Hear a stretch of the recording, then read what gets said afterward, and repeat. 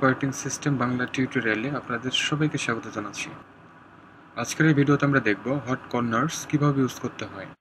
চলুন তাহলে দেখা যাক। প্রথমে আমাদের জানা দরকার হট কর্নার্স আসলে কি। হট কর্নার্স হচ্ছে আমাদের এই ডেস্কটপ স্ক্রিনের একেবারে উপরে কর্নারে এবং বাম দিকে এবং ডান দিকে এবং নিচে বামে কর্নারে এবং নিচে ডান পাশে কর্নারে যদি আমরা মাউস নেই তাহলে কিছু প্রোগ্রাম আমরা চাইলে রান করাতে পারবো বা কিছু অ্যাক্টিভিটি চাইলে সেট করে রাখতে পারবো আমাদের নিজেদের মতো করে। তাহলে সেটি কিভাবে করা যায় সেই প্রসেসটা আমি দেখাচ্ছি। তার জন্য আসতে হবে সিস্টেম প্রিফারেন্স। তাহলে আমরা ডক থেকে সিস্টেম প্রিফারেন্স ক্লিক করি, তাহলে এই ধরনের উইন্ডো ওপেন হচ্ছে। ওকে, কোনো ম্যাকের ভার্সনগুলোতে আপনারা নিচে পেয়ে যাবেন, হয় ডান পাশে অথবা বাম পাশে নিচের দিকে পেয়ে যাবেন।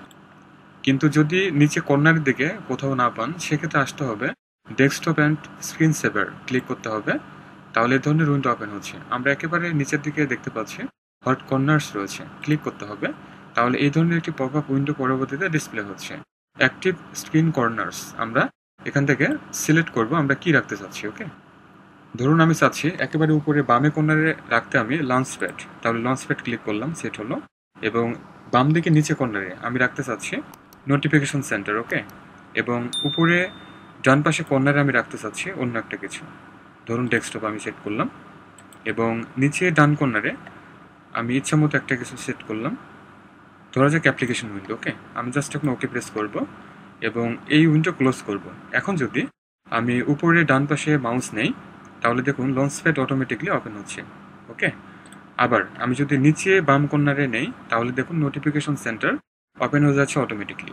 ঠিক এই প্রসেস আমরা ম্যাক অপারেটিং সিস্টেমে যদি চাই হট কর্নার সেট করার জন্য তাহলে আমরা সেট করতে পারবো।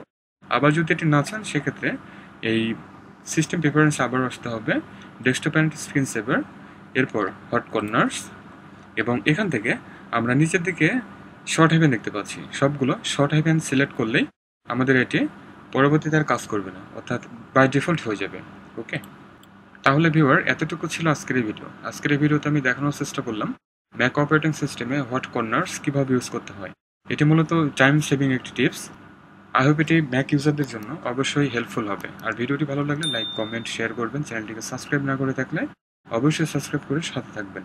সবাই ভালো থাকুন, সুস্থ থাকুন। Thanks for watching.